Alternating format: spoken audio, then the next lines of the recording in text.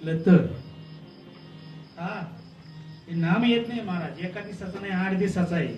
8 दिवसात तुम्हाला सांग का भगवंताचं नामचिंतन ऐकलेलं कधीच वाया जात नाही, कधीच नाही. तुम्हाला सांगतो ते त्याचा गुण टाकल्याशिवाय राहणार नाही. मला तुम्ही सांगा, आता आषाढीला गेले सगळे, चंद्रभागेचा गुणधर्म काय आहे? आंघोळ केली का पापाचं क्षालन व्हावं.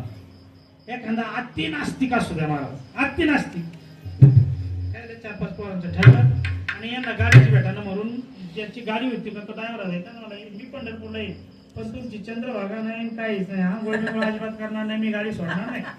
असतेच काय असे म्हणले जाऊ दे नाही काही ना, पण आपलं तर घडण ना.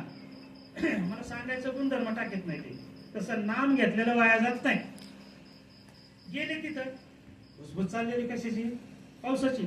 म्हणजे आम्हाला बराच टाइम लागून तू एकटा काय करशील इथं, तू नको आंघोळ करू पण चल ना आमच्या बरोबर. पुढं चंद्रभागेत झालं ते पुढं चाललेले. आता ज्यांच्या डोक्यात फक्त स्नान करायचं नाही त्यांच्या डोक्यात एवढं आता याचं असं पाय टाकू नको टाकू काय असतं. चंद्रभागेच्या कडेने बघा चिडचिडचड झालेले असल्याने तो रस्ता एकदम मऊ झालेला असतो, सगळ्यांच्या पायाने मऊ झालेला असते. पाऊल टाकू नको टाकू नाही नाही म्हणता पाणी घासायला तसाच चंद्रभागेत गेला.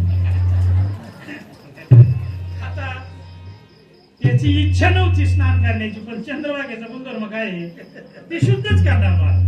तसं तुम्ही भगवंताचं नाम घेतलंय ना ते वाया जाणार नाही, हे जमेचं तुमच्या बरोबर. म्हणून तुम्हाला सांगता बरोबर आपण आता तुम्ही कीर्तन ऐकलं तासभर एवढंच बरोबर जाणार आहे. हे जमेच आहे, तोट्याचा धंदा नाही हा, फक्त उधारीचा आहे पण बुडणारा नाही.